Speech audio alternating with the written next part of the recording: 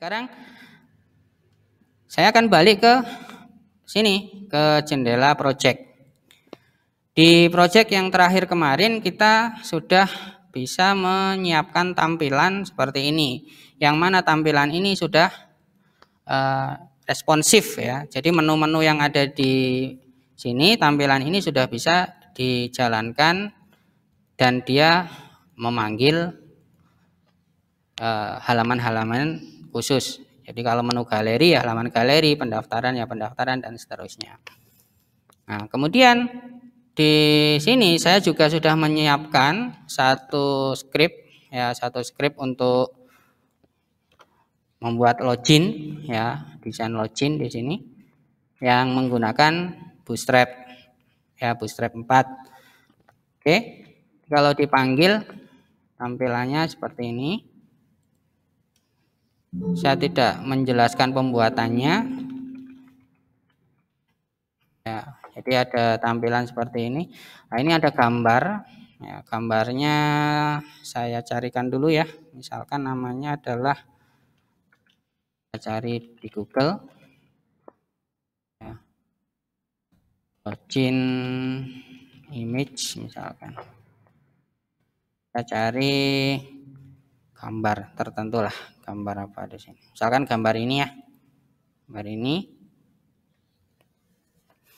kita save nanti. Ini tadi sudah ada gambarnya tapi tidak saya bawa ya, login.jpg. Saya copy, save image, saya masukkan ke dalam folder project, langsung arahkan ke folder project, sam htdoc web school image ya, namanya login, samakan aja login.jpg, save. Sudah masuk. Nah, di refresh akan muncul ya. Oke, jadi ini untuk tampilan dasarnya untuk mengolah database tadi, tabel user. Salah satu pemanfaatan tabel user adalah untuk login kan ya. Oke ya. Lah, apakah form ini langsung bisa connect dengan database MySQL? Jawabannya jelas tidak. Ya, karena form ini didesain dalam project, berada dalam folder-folder, kemudian nama filenya adalah login.php, ini jenis file PHP, kemudian database itu berada di lokasi yang lain, berarti harus ada penghubung, konsepnya kan gitu ya.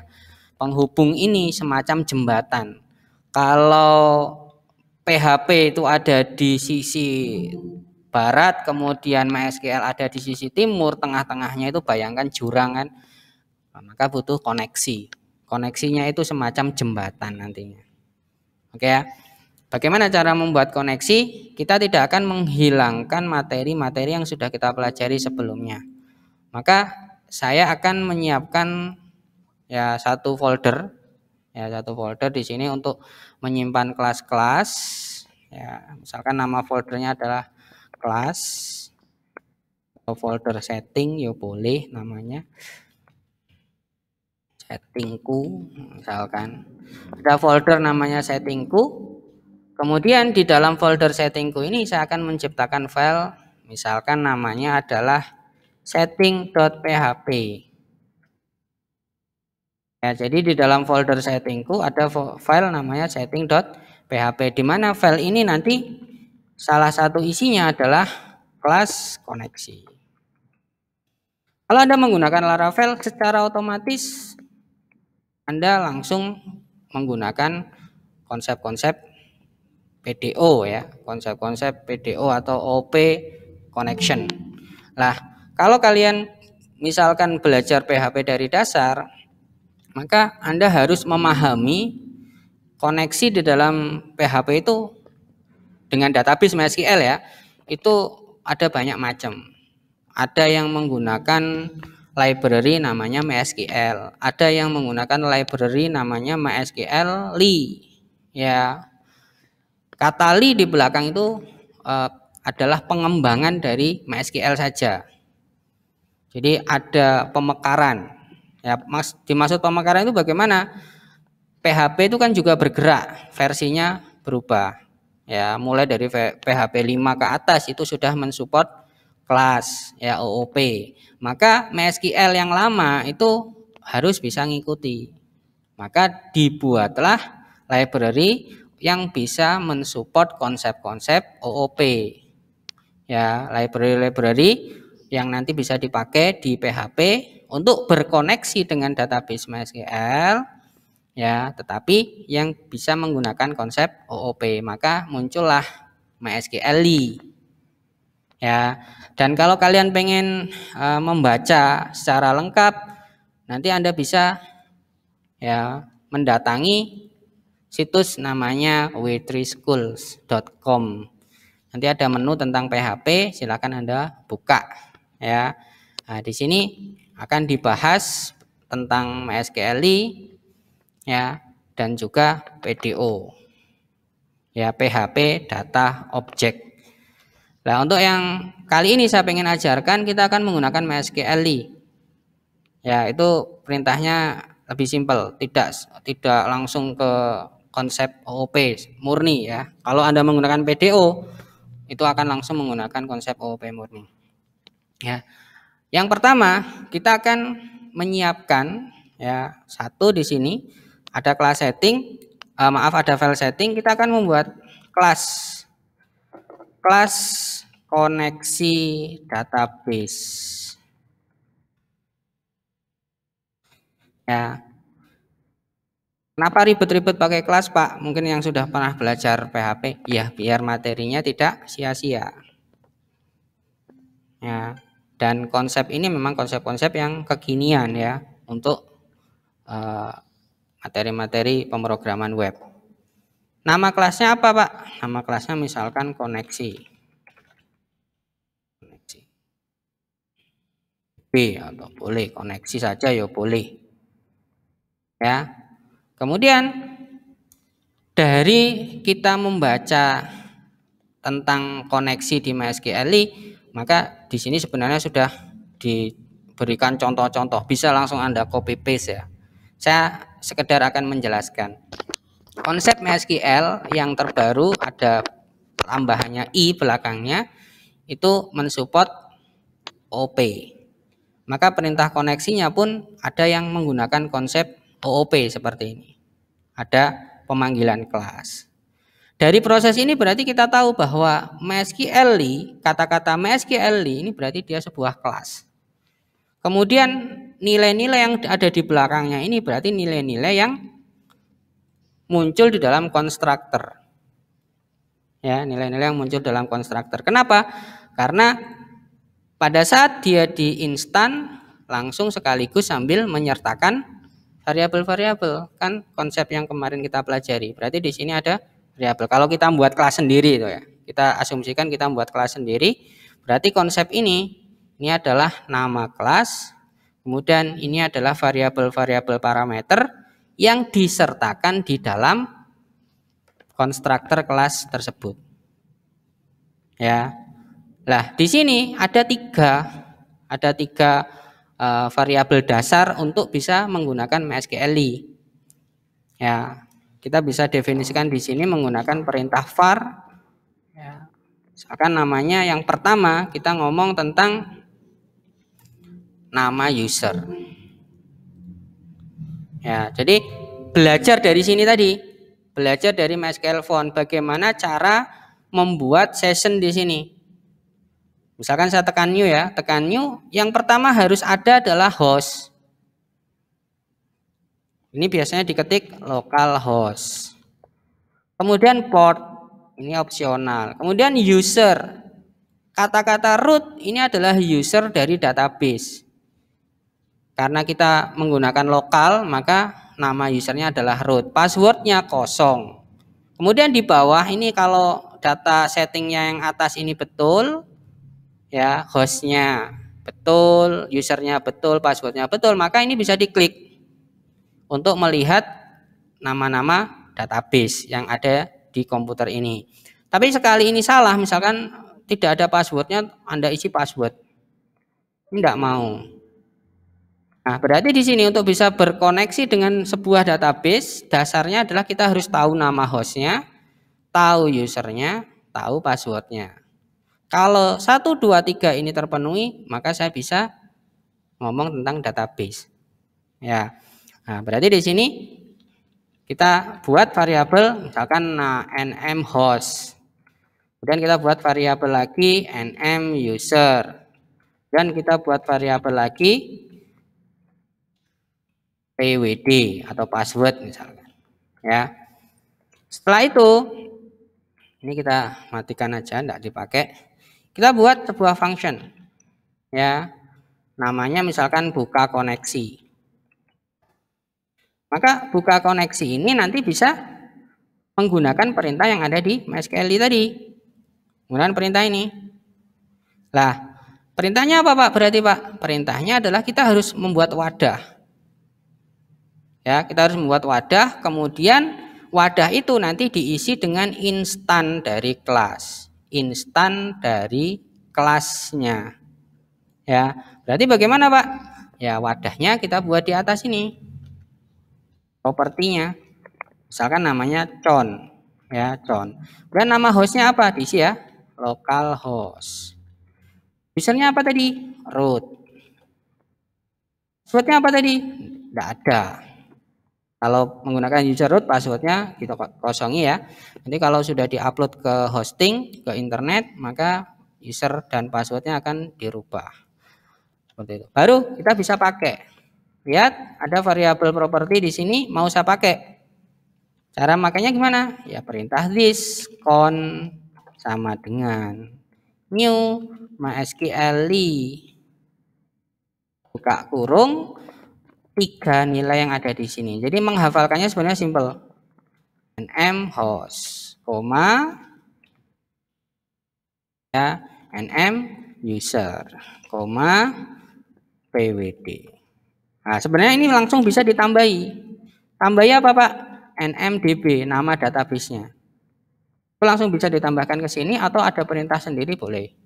Nah, misalkan langsung, berarti di sini kita buatkan variabel properti nmdb, isinya apa?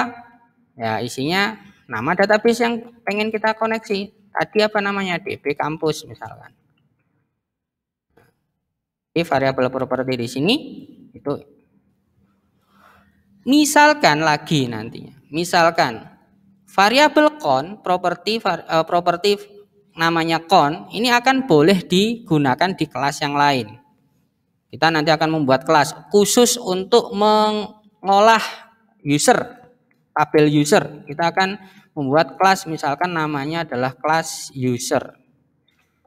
Ya, di sini perintah-perintah nanti berbicara tentang login, logout, kemudian nambah user baru, ngedit user, hapus user dan seterusnya itu kita lakukan di dalam kelas user. Kelas user ini turunan dari koneksi DB. Kenapa kok turunan dari koneksi DB? Karena pastinya nantinya setiap pengolahan itu mengarah ke tabel kan. Tabel berada dalam database berarti butuh connection. Jadi extend koneksi DB. Nah, seperti ini kan akhirnya penggunaan dari materi kita kemarin. Kelas user digunakan untuk melakukan ya manajemen user nanti. Jadi perintah-perintahnya kita lakukan kita buat di sini. Jadi dalam file setting itu ada sementara ini ada 2 kelas koneksi dan kelas ini. Kenapa kok dipisah-pisahkan, Pak? Kenapa tidak langsung di dalam sini saja koneksinya? Karena saya bisa punya kelas-kelas yang lain. Dalam konsep OOP kan setiap objek harus punya penggambarannya sendiri. Misalkan nanti kamu punya objek selain user, kalau tentang kampus berarti nanti ada objek mahasiswa. Objek mahasiswa butuh melakukan pengolahan, nambah data, ngedit data, hapus data. Maka nanti ada kelasnya sendiri. Jangan dicampur sini. Padahal kelas mahasiswa itu juga butuh koneksi dengan database. Maka tinggal melakukan extend ke sini. Ya. Jadi membuat konsep koneksinya jadi simple, tidak setiap saya membuat kelas, membuat koneksi. Setiap saya membuat kelas, membuat koneksi. Enggak gitu. Cukup kita melakukan extend. Maka semua yang dimiliki oleh kelas induknya bisa digunakan di sini. Di kelas anak. Contohnya apa? Contohnya misalkan variabel count. Ya, variabel count adalah variabel koneksi. Koneksi database. Ya, pasti di sini nanti akan dipakai, akan dibutuhkan. Maka sifatnya apa? Sifatnya adalah public. Perintah var ini sama dengan kata public. Sedangkan yang ini, ya, yang ini kan hanya dibutuhkan di kelas ini saja, di kelas koneksi. Maka ini bisa disifati private. Ini bisa disempurnakan seperti itu. Kenapa private, Pak? Ya biar tidak bisa dipakai di tempat lain. Bisa dipakai oleh kelas lain. Ya, bisa dipakai di sini saja. Ya. Jadi yang punya sifat public atau var ini sama dengan public, mau diganti public ya boleh. Atau mau lebih diketatkan lagi. Mau diketatkan lagi ini disifati sebagai protected. Ya, ini disifati sebagai protected. Kalau Anda sifati sebagai protected berarti dia dikenal di sini di dalam kelasnya sendiri dan dikenal di anak-anaknya. Ya, jadi nanti di anak-anaknya itu tinggal pakai saja kon, tidak harus membuat lagi, maksudnya gitu. Nah, kita sudah punya ini. Sukses enggak koneksinya? Pasti sukses atau tidak? Lah, itu bisa dicek menggunakan perintah ini. Ya, ada perintah namanya connect error.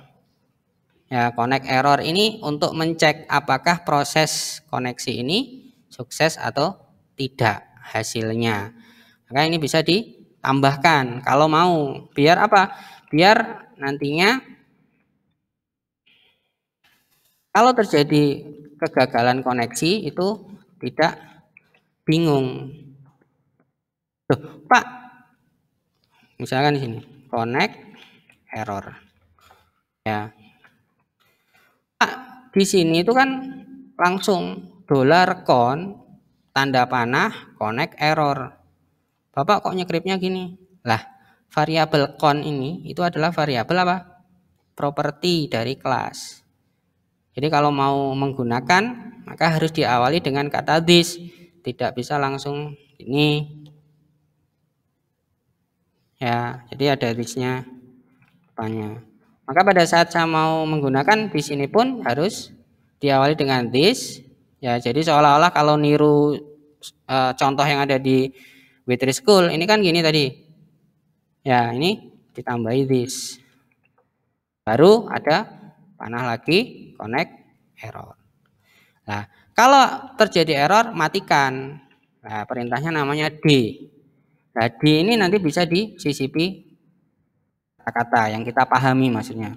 Koneksi gagal misalkan. Koneksi dengan database gagal. Gagalnya kenapa? Itu bisa dimunculkan si errornya ini. Nah, di belakangnya sini. Nah,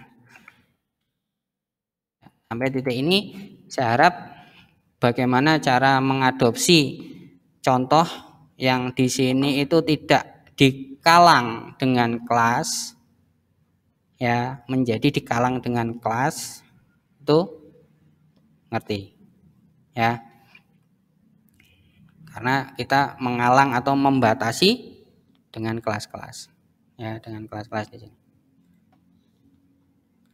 Lah terus ngeceknya ini benar atau tidak bagaimana? Ya, kita coba saja dengan misalkan memanggil langsung di sini. Misalkan C itu adalah sama dengan new dari koneksi DB. Kita ngecek dulu ya. Kita cek dulu.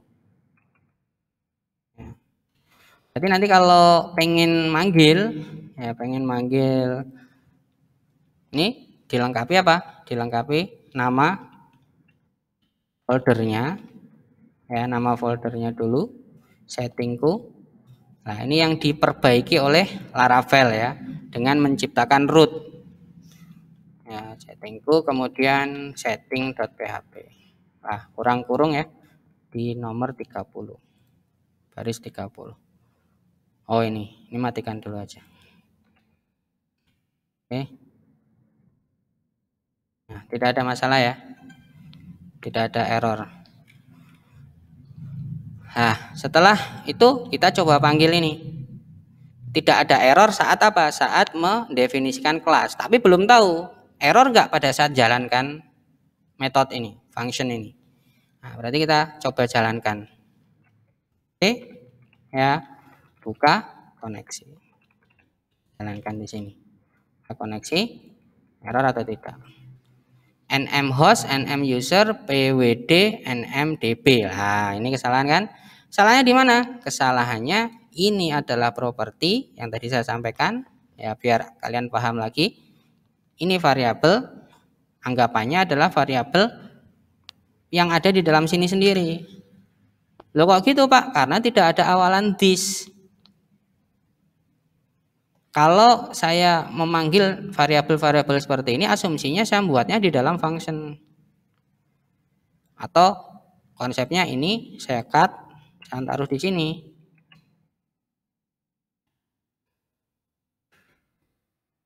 Tapi kalau tetap di luar, maka harus ada awalan this. Ya, seperti itu ya. Biar lebih ngerti kalian. Oke. This nm host berarti ngarah ke sini, this nm user berarti ngarah ke sini, this pwd ngarah ke sini dan seterusnya. Ya. Ini errornya ada di situ.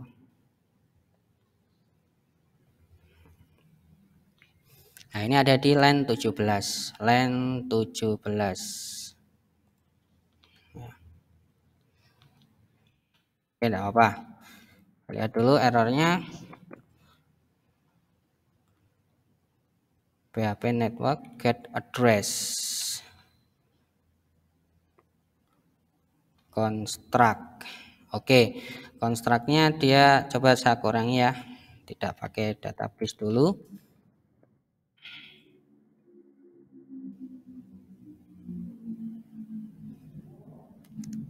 Get address info nm host nm user, betul ya, this pwd, betul ya, sudah betul, sama dengan ini.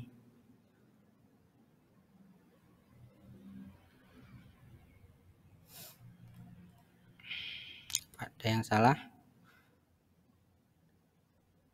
Host, oh tidak dikenal hostnya. Kita lihat lokal. Nah, ini ya masalah ya.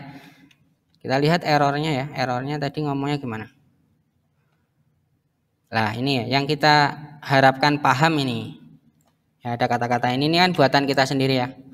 Koneksi dengan DB gagal. Nah, ini alasannya. No such host. Nah, kata-kata ini berasal dari